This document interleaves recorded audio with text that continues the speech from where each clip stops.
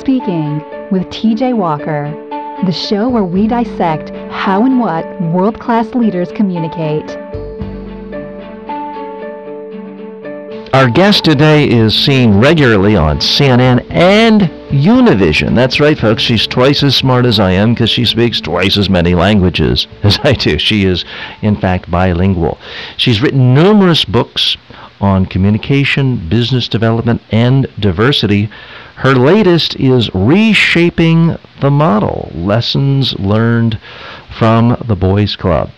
She's worked for every kind of major corporation, from Walmart to Chubb to Starbucks, you name it. She might not be a household name here in New York or in the United States, but in the Caribbean, in Puerto Rico, in southern Florida, she is in fact famous.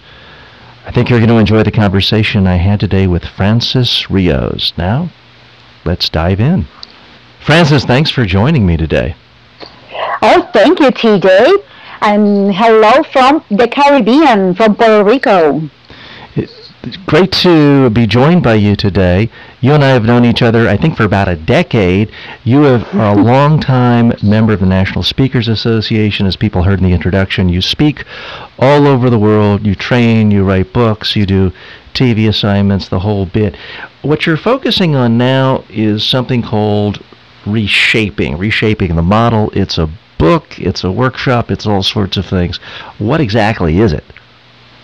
Well, we are, as you just said, have been known as a reshaper, okay? And why? Because I help people reshape the way they think regarding, for example, gender, or the way they do things or processes, or the way they communicate so that they can connect to other ones and have better sales, for example. I also reshape organizations. How? By leading them to be more inclusive. It is proven that when companies promote women inclusion, they have better economic results.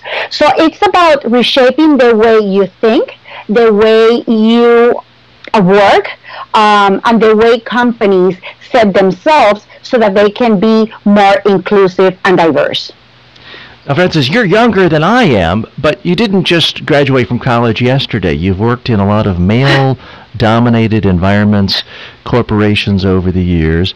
How have things changed? I mean, at one hand, it definitely seems like things have changed since I started in the workplace 30 years ago. On the other hand, and I'm not going to mention his name, this is not a political podcast, but you have one major presidential candidate where it seems as though nothing's changed from the 1950s, and he has seemingly gotten a lot of support while openly bragging about judging women purely on their looks, their ability to be grabbed by any body part he so chooses. How do you square those two sort of divergent views? Well, it is very interesting because when I was in the corporate world, I saw how women, first of all, didn't dare to go up the corporate ladder, and how some members of the boys club wouldn't allow women to go to the top level, the C level. And when I talk about boys club, I don't mean men only. There's also women in the boys club, women who think that other women should not be in the boardroom, or that other women have not the strength to do something. So the boys club, like this person that we are talking about, this candidate, are people who stayed in the 60s and think that women cannot accomplish whatever they want to accomplish. And a couple of months ago, I was in Washington D.C. invited by the White House to a very special Congress, which is called the United States of Women. And I remember Biden saying very, very clear that women can do whatever men can do. And nowadays, we still have people from the boys club, but we have come across, or we have taken major steps. And, we have advanced a lot, and mostly thanks to people like Joe Biden and President Barack Obama and Michelle Obama, because with their focus on equal pay and equal work, they have opened the eyes for many companies and the top executives of those companies. Now, you mentioned specifically, the Obamas, and they do a lot to talk about empowering women. And Michelle Obama, like all first ladies, constantly has her wardrobe scrutinized. Every designer, everything she's wearing. Barack Obama has a couple hundred suits, and every single one of them is gray or dark blue. I've noticed that myself. Sometimes as a test, and maybe I shouldn't say this, but this might be embarrassing, but I have a home TV studio, so when I'm making training videos and analysis of the news, I just keep a shirt and a jacket in the closet next to my home studio. I've gone a year without having a different suit, jacket, tie, and shirt, and guess what? Nobody notices or complains. I dare say if a woman wore the same thing on TV every day, it would create all sorts of commentary. How has your reshaping dealt with that issue specifically at a tactical level if something is some way superficial but important as clothing? It is very interesting because whenever it rains in Puerto Rico or wherever I go, I always wear my rubber boots, okay? And if I have a major meeting, I don't care if it's a CEO, I would wear my rubber boots. And I have encountered people who ask me, oh my God, how do you dare? They're not going to give you the contract. And my answer is always the same. If they are going to contract me or hire me based on my boots and my shoes, then they're not the right client for me. And what I mean by this is that since we are kids, the way we are raised by our parents and grandparents, they're constantly putting different stereotypes and ideas on our minds. And that's why when we come to an age, like right now when we are working, people are scrutinize women completely different than men. Because since we were kids, we were taught that girls have to always be very well dressed. They have to have the bow on their head. They cannot sweat. And the boys, how do we raise the boys? We raise the boys to go to the park and come back with the shirt all broken, all sweaty, and we don't say anything because they're boys. So right now, companies are hiring me as a speaker so that I can make their people think about those stereotypes that come or that chip that we have on our heads from our early ages and stages in our life. So one of the things is that I work very closely with the companies to eradicate or to eliminate stereotypes from the minds of the people. But another thing that is very, very crucial, it's about solidarity. Solidarity. And sometimes women are competing with other ones, and instead of like joining efforts so that they can both together be more visible, they start commenting or evaluating or taking judgment on the way other women dress. And right now, that's one of the things that we are doing. We are working very close with women so that instead of like judging each other, they can create clusters and networks so that they can focus on the most important things, which is the business and not the high heels or the shirt. So how do you actually make an impact? Because people have been talking about diversity since I entered the workforce 30 years ago, and I can remember countless times when I'm in a meeting and every single person in the meeting is a white male, and we're all talking about diversity and our commitment to it, and it's sort of awkward, like, how come everyone here is a white guy like me? How do you go into an organization, whether it's through a book, an online course, a workshop, a seminar, and go beyond just the lip service level? That's a great question. Two things, okay? One of them is that whenever I hear people saying that I'm a feminist, I place a stop at it. Why? Because, TJ, I'm not a feminist. I'm focused on the economic growth of our country, of our companies, and women. I just want to provide them the right tools regarding empowerment and women inclusion so that they can grow their business and accelerate their business results. Okay? Yeah, I'm curious. I'm curious as to why you don't like that term. I mean, I consider myself a feminist. To me, it simply means someone who believes that the sexes should be treated equally. Men and women are equal and deserve equal treatment. The term has been tarnished a great deal by, in the U.S. political context. Conservatives have tried to make that sound like it's a nasty word. But I'm curious as to why it's not an attractive label to you. Because still today, companies are dominated by men. It is very interesting because when you go to college, the vast majority of the students are female. When you go to the levels of supervisors and directors within companies, the majority are women. When you go up a step and you go to the VPs, to the executive VPs, the vast majority are women. But when you go to VPs, CEOs, and the board of directors, what you have is men. And if they are making the business decisions of these companies, they're not gonna give me an opportunity if they think I'm just gonna be speaking about women or how to empower women, and that's it. Because as business people, their main focus is to accelerate their business results. And it is proven that when you have inclusion, and I have to specify what I mean by inclusion. When you have inclusion, you will get better results. Sometimes, TJ, company owners, male company owners, they tell me, oh, I promote women inclusion. Oh my God, yes. The vast majority of my employees are women. No, that's not inclusion. That's probably diversity. Why not inclusion?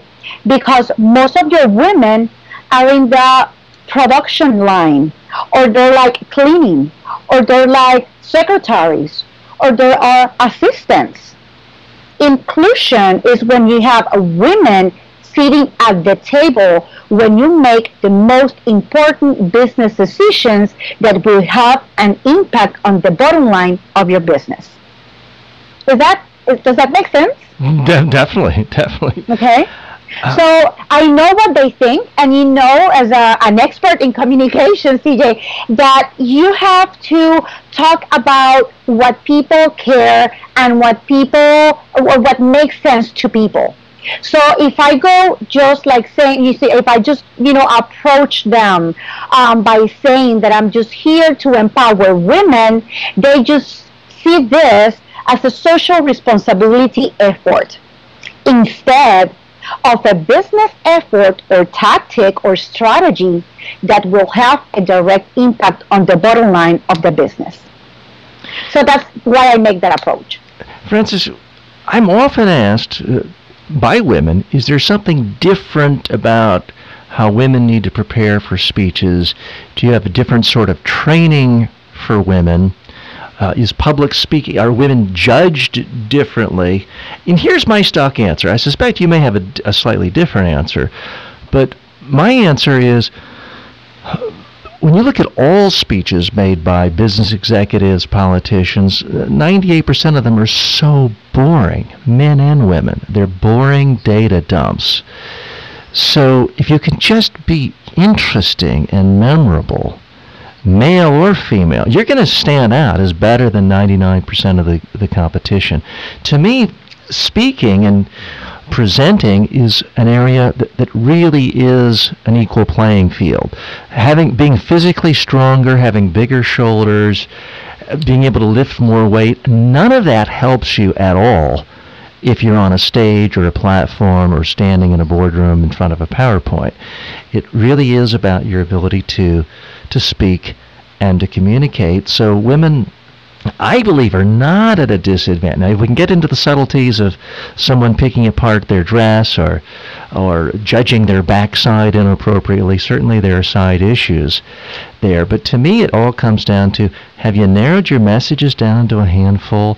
Do you have good stories for each one? And can you talk about it with some passion. Do that, male or female, you're going to be great. But I want your assessment. That's very interesting. You know, have you heard of the saying, practice makes perfect? Sure. Okay.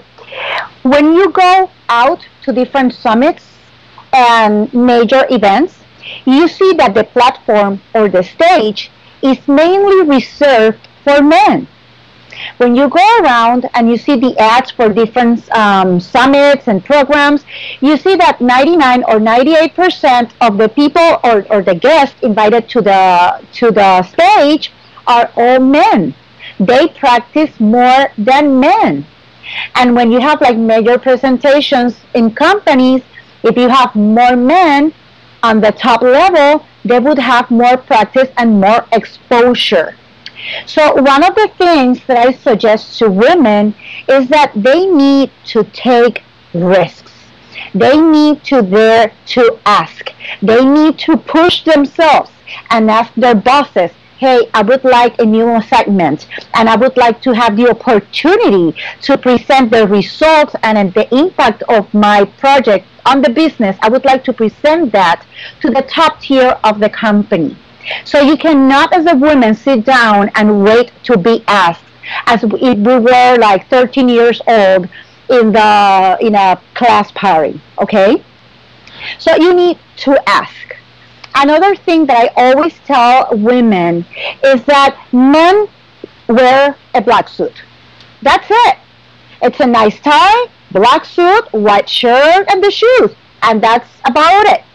Women have to think about the makeup. They have to think about the shoes, the heels, the necklace, everything whatsoever. So they lose perspective and they lose their focus instead of on focusing on storytelling, on the content, on how to engage with the audience. Sometimes they focus more on the way they look. And the funny thing about this is that they just focus about looking fabulous, but that's distracting.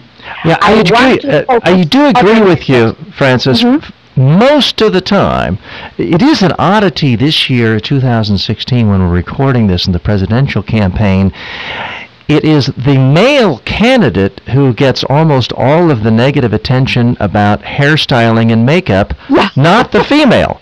Now, that's not the normal way it goes, but it is. I mean, it's an odd political year for many reasons. But that alone. Yeah, I was looking at him the day before yesterday. It was during these days at the debate. I was looking at his face, and he was like shining. The way he looked was not appealing whatsoever. I don't know who his makeup person is, but I would have fired that person a long time ago. Yeah. So I certainly agree that the vast majority, 95% of the time, when people are commenting on hair, clothes, makeup, they fixate on the women, especially if there's a woman versus a man. But there certainly are exceptions. This year is one. And 4 years ago, Mitt Romney got a lot of attention, which it turns out justifiably. He was doing the Univision debate down in your neck of the woods, and he'd put on excessive tanner, and he looked like 5 shades darker than normal. And he is known as someone who is a huge aficionado of self-tanning sprays. And then, of course, Al Gore got a lot of attention back in 2000 when one of his advisors suggested that he wear earth-tone shirts, and that was mocked. And Sean Hannity and others mocked Al Gore's bald spot. So it is something that affects both sexes, but I agree with you, 95% of the time it seems geared towards females. Do you think there are any differences in how women should prepare or practice or deliver their speeches or presentations? Couple of suggestions. First of all, wear a solid color. You would look more powerful. It's like men, if they're wearing a suit, they would look very powerful. It's just one band on stage. And women, if they want to really be noticed on stage, they should wear a solid color. It would be better for the camera as well. And it should be like a bright color. Like, for example, people around the world know that my staple color is orange. Whenever I'm on stage, I wear something orange. That way I can attract or get the attention of everyone sitting in front of me. Another thing, very important, heels, high heels. I need to be comfortable. I cannot wear like the skinny heels shoes. Why? Because I have seen many instances when women are on stage and they get stuck on the stage. Oh, no. Right? Because yeah, and I have seen like fellow colleagues from NSA. A friend of ours, she was on stage. That happened to her. She couldn't get unstuck, and what did she do? She took off her shoes and she kept on going without the shoes. But I want to make sure I'm getting this straight. You're saying you believe women need to or should wear high heels? If you feel comfortable by wearing high heels, I wear high heels, but they're not like extremely high heels. They're like 2 inches high heels. If you wear the ones that are like very thin and very high, you can lose your balance. You can get stuck on stage. So try to wear something that it's not that high, like a 2-inch heel, and a shoe that it's very comfortable. Forget about the looks. Focus about being comfortable, because if you're not comfortable on that shoe, your face is gonna tell. Anything else that you think is really different? First of all, do you buy into the premise, other than clothing and makeup, that women are judged differently when it comes to giving presentations, speeches, and talks? Some people do think they are. And if so, do you think there's anything else different about how they should deliver their speech, prepare it, package it? They are being, in most instances, judged differently, because also most of the time men are on stage. Okay, that's one of the things. But yes, there are major difference on the way men and women communicate. For example, if you are in the boardroom, okay, what it is expected from you is to go to the point and tell me the numbers and the impact on the bottom line. Men tend to be better on that. Women tend to sugarcoat more, sugarcoat their messages, okay, in order for them to be like accepted. So my suggestion always to women is go start with a story, the very powerful story, and then go straight to what matters, results, and the impact on the bottom line. Another crucial difference that I've noticed also is that men talk about me. I did this. I created this. I organized this. While women talk about their team. They're more focused about speaking regarding us, my team, us. It's about us. So I always tell women, hey, if you go to the C-level for a meeting, if you go to the boardroom, talk about your accomplishments. They know that your team was involved. So speak about me just like men do. Okay? I'm sorry, go ahead. No, another thing is that men tend to explain themselves in a more direct way, and women, they tend to be more apologetic. They are always saying, oh my God, I'm so sorry I said this. Oh my God, excuse me. Oh, no. You don't have to ask for any forgiveness or for a pardon. Forget about that. If you committed a mistake, just keep on going. And this is very crucial, TJ. What I'm going to say, people better listen to this carefully. And we have been seeing this in the debates in the United States. Sometimes men in meetings tend to speak over women. Wrong. Wrong. Excuse me? Yeah. And the way don't be nasty now. Nasty women or bad hombre. Yeah, women and Hillary has been fantastic. I have no other adjective for her presentations during these debates. And speaking of Hillary and some of your precepts, I have noticed that she's, for the most part, dressed in solids. It looked like a solid cream pantsuit the other night. By the way, I'm looking at the cover of your book, Reshaping the Model, and you practice what you preach. You have a nice solid top on. And by the way, those of you interested, there's a link in the show notes to Frances's latest book, Reshaping the Model, Lessons Learned from the Boys Club. You're going to want to check that out. Yeah, and you could notice we have an advantage over you guys. That is that we can dress differently. I don't know if you saw the gala that was held in New York by the Catholic Church. Trump was in the Al Smith, the annual Al Smith dinner. Yes. He was in disadvantage. Why? Because he had to wear a black and white tux, just like everyone in the audience. But she was brilliant. She wore this fantastic hot pink fuchsia dress that was the only thing that you would see on the screen of your TV or your computer. And you could say it's an advantage and a disadvantage. Certainly, if you take the opportunity, women have a much wider berth as far as how they can dress, their style, much greater range, a lot more diversity.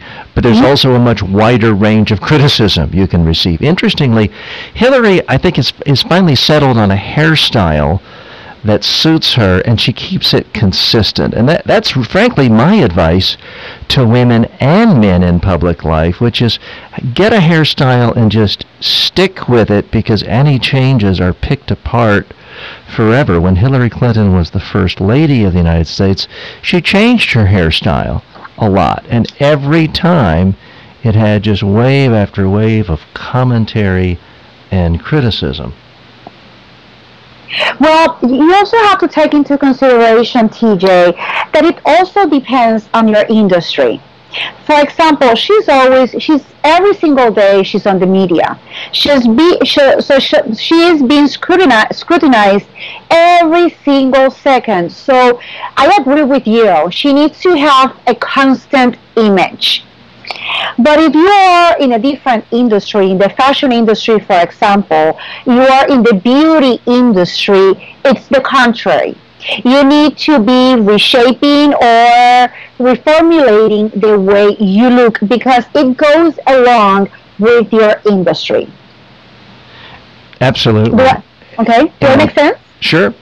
Yeah, you need to. I mean, what I stress to my clients is your hair, your jewelry, your clothes, whether you're a man or a woman, it needs to be consistent with what people associate with your industry. If you are a conservative value fund running a mutual fund, you don't want people noticing your clothes. If you are a fashion designer or an artist, an avant-garde artist, you want to be different and interesting. Industries are different. Let's talk about industries, because certainly if you look at the industry like finance, the top 100 compensated people, all men, basically. If you look at the CEOs of Fortune 500 companies, there are more CEOs named John than there are women CEOs of Fortune 500 companies. But communication is different. If you look at the most highly paid communications person in the world of the last quarter century, I would say that's Oprah Winfrey. It's in fact dominated by a woman. You look at someone like Martha Stewart, who at least at one point was a billionaire because of her ability to speak. So it truly is a field where men have no natural dominance or advantage over women. I'm curious, other than Oprah, whom I just mentioned, who do you most admire as communicator, female or male? Wow, that's a very tough question, and I'm going to tell you why. Because I have been following Hillary Clinton for many, many years, and for me, she is like one of the top communicators, female-wise, globally.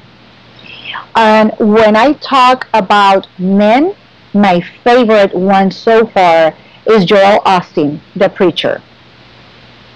I don't know if you probably know. I'm very familiar with Joel Osteen. Many of our regular listeners have heard me reference him before. And by the way, regardless of whether you like his particular religion or his version of religion, if you care about public speaking, I'd urge you to go to YouTube and just watch a 5-minute clip here or there for him because, well, people have heard why I like him. Tell me why you like Joel Osteen.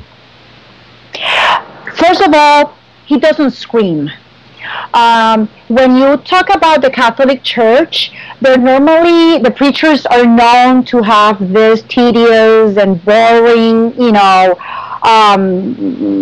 style of communication. And when you talk more about the evangelical church, they are more into shouting and, sometimes even screaming. And the reason why I love him is that he knows how to intonate, he knows how to walk through the stage, he knows how to give a story without hiding behind the lectern. His tone of voice matches or is synchronized with his face. And for our listeners who haven't seen him, he speaks at a mega church in Houston, Texas, and it's a former sports arena where there are more than 20,000 people there, and he uses the conversational tone of voice, no different than what you and I are doing now. He sounds like he's talking to one person. And I have seen him many times, for example, in the Madison Square Gardens in New York. And that's what I was going to say, what you just said. The Madison Square Gardens was sold out, okay? I was sitting basically on the middle of the center of the Madison Square Gardens. And I felt as we were speaking by ourselves in the stadium. So when he's not presenting, he's not pushing information, he is having a conversation with the audience. People are always reacting. But one of the most important things regarding him and regarding her is preparation. And she said it yesterday, she was like, yes, it wasn't about drugs. She was talking about the key to communicate and be an effective presenter is preparation. And Joel Osteen, he takes 5 days to prepare his 30-minute speech on Sunday. So preparation is key. And storytelling, as I learned from you, as a matter of fact, is key. Yeah, here's what strikes me about Hillary and how I think she is dramatically improved as a speaker. Because historically, people always said she was a bad speaker, an awful speaker, and I think she suffered the very same problem that Al Gore suffered, and that is, in order to be forceful and show passion, she would talk like this, she would project her voice, and it was annoying. And certainly, there's a lot of sexist attacks on Hillary Clinton. I'm not denying that, but I don't think it is sexist to say that she yelled. Now, Donald Trump yells, Bernie Sanders yells, but Bill Clinton never yells. He was conversational, and I think she's done especially ever since the convention, she has done a fantastic job in all 3 debates and at the convention of really using a conversational tone of voice, because she was not like that 8 years ago. She has been practicing a lot, and she said it, it's about practice. And that's why we created the Women Who Lead Summit. And let me tell you why. When you ask me about a female personality that I would look up to, I said her, because she is a constant, basically, on the media outlets. Women lack of inspiration right now, still nowadays. When I look to an event, to a summit, for example, I don't feel that inspired. Why? Because all I see is men on stage and I cannot relate. That is why we created the Women Who Lead Summit, which is a 1-day summit not only for women. Company presidents go like in huge amounts, because the event, the only thing that it's 100% women is the stage. We make sure that we bring the best female talent from around the world to share best global business practices with a female perspective. That's it.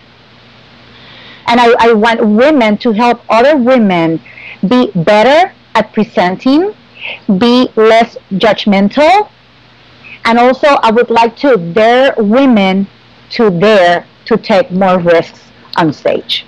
And what is your perception of because it's been a while since I've been. You and I first met at the National Speakers Association, a decade ago, but I haven't been in 5 or 6 years. What's the makeup of the organization? It used to be, I would guess, about 65% male, so I want to know what your sense is of the gender makeup overall. But as far as like the people who really are making a lot of money, not that that's the only sign of importance or significance, what's the breakdown of men versus women? It's still more men, but this is the interesting thing, and I have to go back a second to one of your previous comments regarding the corporate world and be basically dominated by men, okay? And then you mentioned Oprah Winfrey. Women have noticed that it is very hard to go up the corporate ladder. So we have seen a new phenomenon. Nowadays, more women are becoming entrepreneurs. And in my book, I always tell women, go where your voice is heard, where your ideas are celebrated, and where a place where you are promoted. If you don't find a place, if where you are right now, it's not like that, there are plenty of companies who would love to have you as their best female talent. Go to where your voice is heard. And that's why nowadays we are seeing more and more, globally, we are seeing more and more female entrepreneurs creating their own businesses, and we are talking about billion-dollar businesses. And let me just have a little learning moment here, time out. What Frances just did was very skillful. It wouldn't be appropriate to talk about it in any other show, but this is the show to talk about it since this is a communication show. Notice how she skillfully weaved in a reference to her book. She wasn't obnoxious about it. She didn't say, reshaping the model, go to Amazon now, buy. She weaved it in perfectly within the context of the conversation about extra value, things that she talks about in her book, Reshaping the Model. So very well done, I have to say. Thank you. I learned from the best. TJ Walker.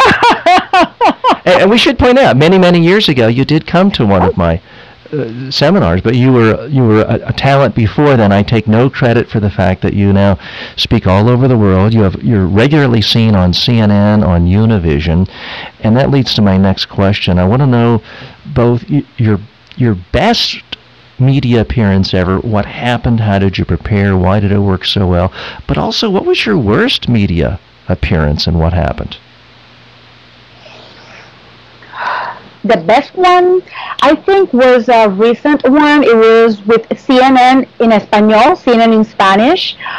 They have a major personality or TV personality. His name is Cala, Calla. He's like the Anderson Cooper for CNN in English, but he is the Anderson Cooper version in the CNN in Espanol. I did an extremely powerful interview. If you go to YouTube, you can see, or my website, you can see the interview. And it doesn't matter if you don't understand Spanish. You know what? We'll link to that. We'll link to that in the show notes. Just send that to me after. Yeah, thank you very much. Because why? Many things. I was extremely well prepared. The way I was dressed was very powerful as well. And I really provoked a very strong connection with Cala, with this gentleman. So I think that in order for us to be very effective on TV, you need to have your points and repeat them over and over. You need to wear a solid color, bright color, so that you can look more powerful. You have to create a relationship or some chemistry with the person interviewing you. And one thing that I did, and this is a tip for women basically is that my neck was open. You could see my neck and my chest, the top of my chest. So I was like, hey, Francis, you don't know the questions that he is going to ask you. So if he takes you out of your comfort zone, you don't want the audience to see it by turning red. So what I did was that I put makeup all over my face, my neck, and the top of my chest, so that I would get nervous or something would happen, no one would notice it because they wouldn't be able to notice that I turned red. Great tip. Not something I've had to think about, to be quite honest, since I usually have a tie on and no one's even remotely interested in my chest. That does beg the question, though. I wasn't going to... wasn't a question I planned, but what is your advice to women? Because I do see professional women in professional situations sometimes, and again, I'm not a prude. I don't want to sound like I'm being a censor, but their shirt or their blouse or their dress is so low cut that it's just human nature. You get distracted. And there was even once a clip, this was maybe 5 years ago, of Hillary Clinton or something, and it got replayed over and over again. So what is your advice to women on that and length of dress and skirt? Focus on what you're selling. Focus on what you're selling. I'm selling the content. I'm selling, I want them to change or transform the way they think or act regarding, for example, daring to ask. It's about the audience. It's not about me. So my wardrobe is very powerful. If you go to my website, you can see all my my clothing in orange. They attract the attention, but once your eyes are on me, then you focus on my storytelling and my content. So I always tell women, think about what you're selling. You're not selling your legs. You are not selling how pretty you are. You're selling a product. Focus on that product. Sage advice.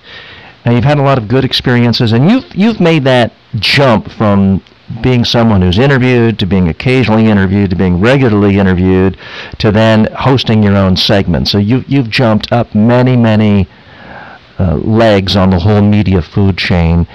Can you think of your worst experience? And I hate to dredge up negativity, but I can tell you my audience, they love it hearing me talk about my fiascos. I've been booed off stage, I've been hung up on, I've been cursed at on the air. I once had a host pull a gun on me on a talk radio show. What was the worst media experience you ever suffered? I'm going to tell you one media and one stage. Okay, is that okay with you? Sure. Okay, let me start with the stage. And this happened to me a couple of weeks ago. I was a keynote speaker at the Forbes magazine Most Powerful Women Summit in the Dominican Republic. I was looking very powerful. I had the audience with me. They were like 100% engaged. And suddenly, I blacked out. Oops. Yeah. What did you do? I suddenly blacked out. Thank God to preparation. Thank God that I prepared very well and that I always have a conversation with the audience. So instead of like looking like all confused, I went down the stage and I asked one of the ladies in front of me, so tell me, if you answer this question correctly, I will give you my book. What do you remember from my last point? And she told me what I just previously said. And then I gave her my book, and I got an applause. So from the audience's standpoint, everything was great, right? Yeah, nobody noticed anything whatsoever. That's a great recovery technique. Okay. But I'm not going to let you off the hook. I want to know about a speech where it was obvious to the audience, this just was not great. Because again, I've been booed off stages. And maybe that's never happened to you, but certainly there must be something that's happened that stood out and can now be a learning moment. You have to allow me to think about it, because I really, from the top of my mind, I cannot think of a moment. I cannot think of a moment. TV-wise, I have done, as you know, for many years, I was known as the Tylenol because I used to eliminate or get rid, let's say, help top executives get rid of a headache of a media crisis. And I remember that I took a client that I shouldn't have taken. And it backlashed to me many years later on. If you're going to go to the media, you better sit down, and that's what I do right now. I always think about that reporter as my worst enemy. It could be my best friend because I have very good friends among the media in Puerto Rico and in the States and in other countries. But regardless my relationship, I always think that they are to get me, that they don't like me. And I would think about the questions they would make in order for them to make me look bad.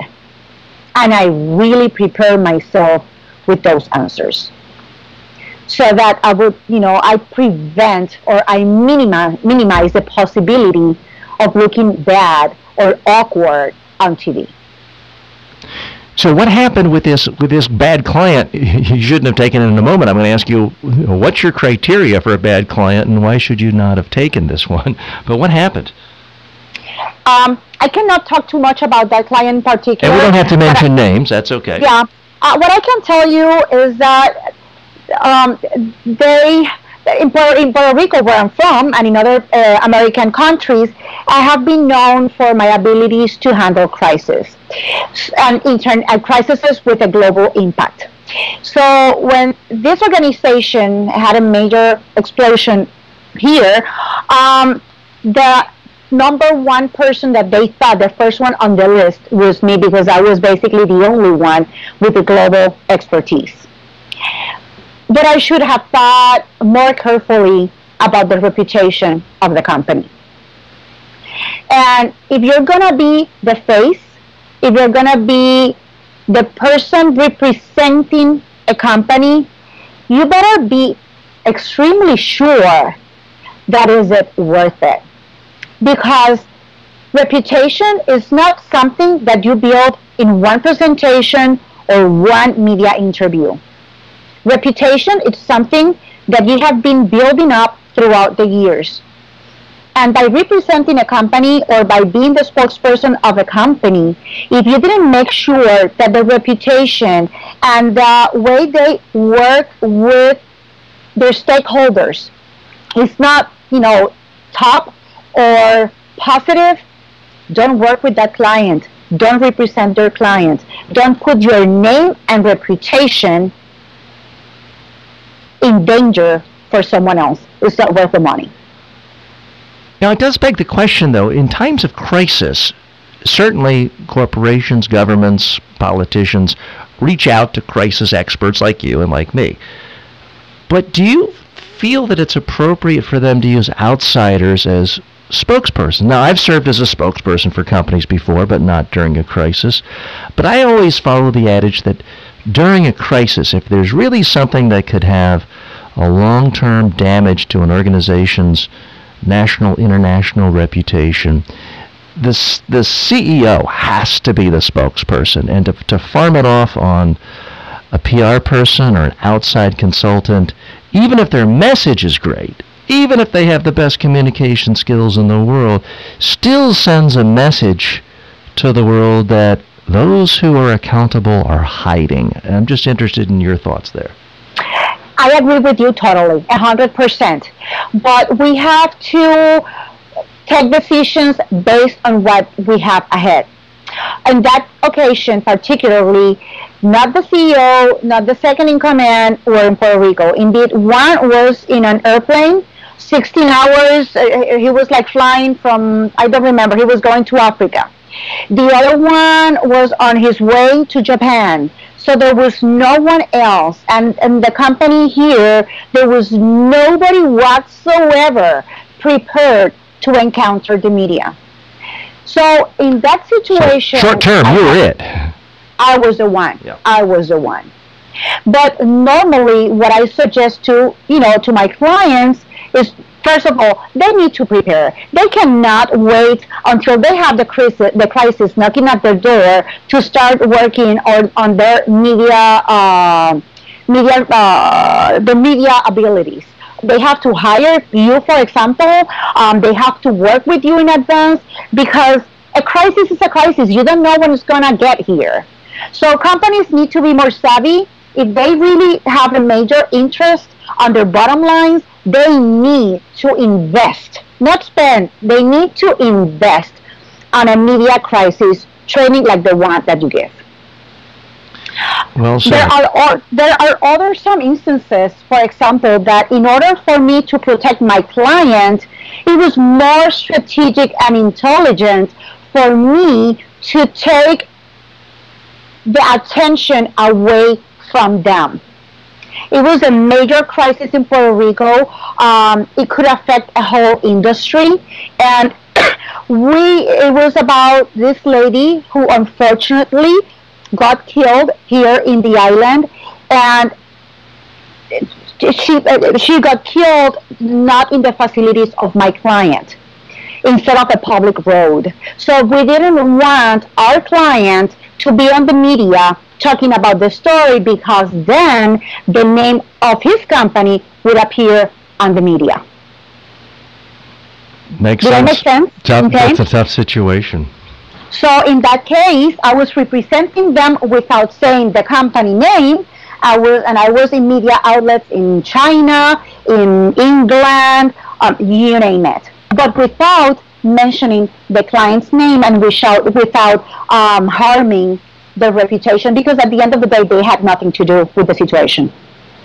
Hey, Frances, in our remaining time, I want to get your thoughts on the future. You've been around communicating for decades, but you're still a young person. I hope that you're around another 60 years communicating, whether it's books, whether it's traditional TV networks, whether it's speaking from the platform, webinars, online, podcast. Where do you really see the future going as far as your primary means of being able to communicate with people? And which medium excites you the most? Well, this is very interesting, because as you know, I started my company as Frances Rios Communications.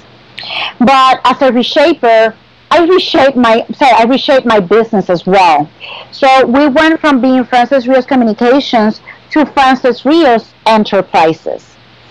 And my suggestion always to the people listening to me is that they need to expand their businesses based on their core business. What do I mean by this, TJ?